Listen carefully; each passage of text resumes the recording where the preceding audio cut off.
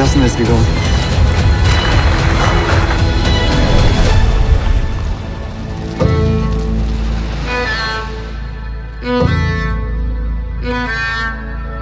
Into KIF 2025, France was easily one of my most anticipated watches. I have wanted to delve into the works of Franz Kafka for a long time, and I genuinely believe this film would be the perfect introduction to the man behind the myths. I wanted to understand the mind that created works as iconic as the Metamorphosis. I was ready for something deep, philosophical, and complex.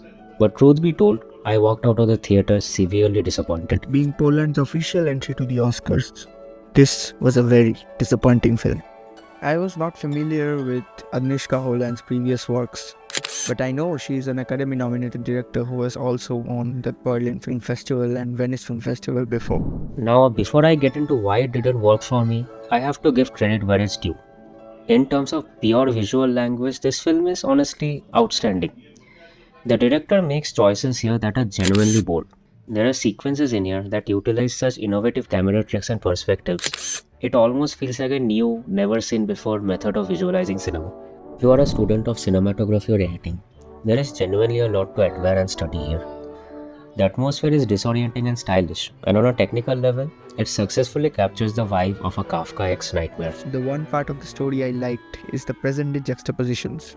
It reminded me of the Grand Prix-winning movie The Zone of Interest, where the last scene of the film transports us to the present-day Nazi museum. Similarly, in this movie, there is a scene where tourists are visiting the real-life Kafka museum in the present day.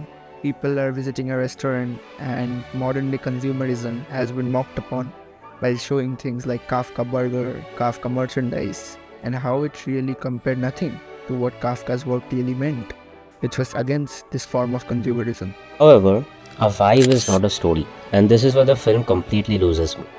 France is the ultimate example of choosing form over content.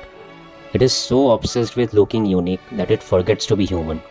Underneath all the editing gymnastics and stylistic flares, the story and characterization of Kafka really fell flat for me, because I went in looking for an introduction to the author and I felt cheated.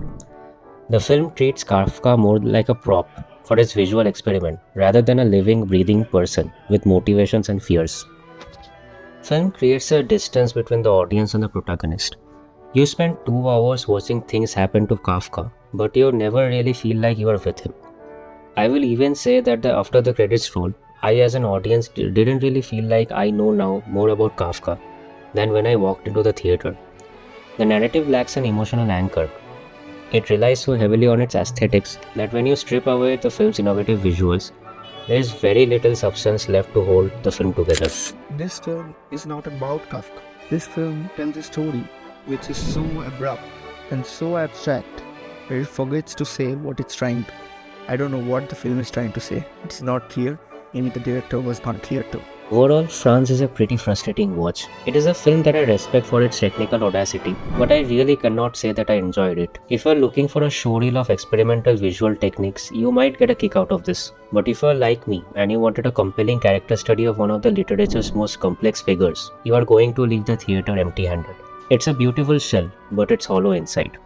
This is one of the 4 polished films we saw at KIF. More Kolkata Film Festival reviews coming soon.